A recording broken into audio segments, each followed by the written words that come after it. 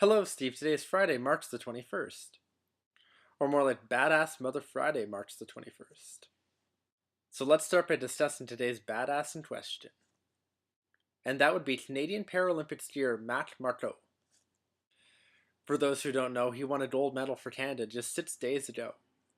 And what makes him so badass is how he ended up winning gold. For you see, his event is the giant slalom for the visually impaired. Even leisure and recreational skiing can be a pretty hazardous event. Imagine doing that blindfolded and trying to go as fast as humanly possible. That is totally badass. Add to that the adversity he had to overcome just 2 weeks prior.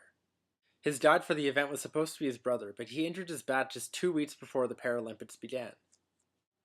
So he needed to get comfortable with a new guide in a very short period of time, and that guide is essentially to have his life in their hands. And then, bam, gold medal for Canada. To add to the badassedness, he actually finished the Paralympics with 3 medals. And speaking of the Paralympics, let's go over the final medal totals. Canada finished 4th in the highest total medal count with 16, and finished with 7 gold medals, which placed them 3rd. The US was 3rd in total medals with 18. The Ukraine finished with 25 total medals to sit 2nd, and I was pretty happy to see that. And barely finishing in 1st place was Russia, who finished with 30 gold medals, 28 silver medals, 22 bronze medals, for 80 total medals. Yeah, those are pretty unimpressive numbers. Well, there's nothing to say about that other than that's just sheer domination. Their gold medal count, 30, was more than Ukraine had total medals, and Ukraine was 2nd in total medals.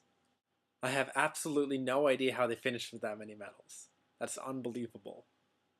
I might say it's kind of badass. But today's true badass is Matt Marteau. In the words of John Locke from Lost, don't you ever tell me what I can't do. Speaking of Lost, funny story.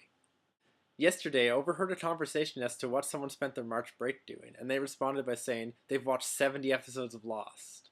They've been watching on Netflix, they just started the 4th season and they're completely hooked. And it got me thinking, I'm pretty glad that I actually watched the show while it happened. For example, if I had discovered the show and the entire thing had been available on Netflix to watch all at once, I'm not sure what kind of binge watching I would have gotten into, but it wouldn't have been pretty. Plus, half the fun was reading people's theories about what they thought was actually going on. Anywho, challenge progress. First off, I owe you some pictures of the previous 2 meals, spaghetti and meatballs, and chocolate pudding pie.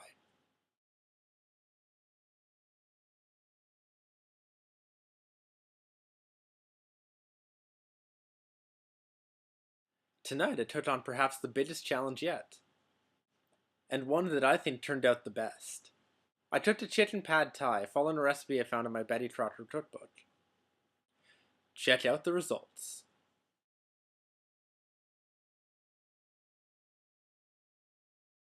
It was incredibly delicious. When the Rad Bromance cookbook is complete, the recipe will be yours to try out. Speaking of which, I hope to get that started pretty soon, especially with the recipes being fresh in my mind. Finally, time for battleship. Based on probability, there are some spaces now that are less likely to contain a ship. Those spaces are A3, B3, D3, E3, F3, G3, C1, C2, C4, C5, C6, and C7. And this is based on the original assumption that all spaces had equally likely chances of containing a ship.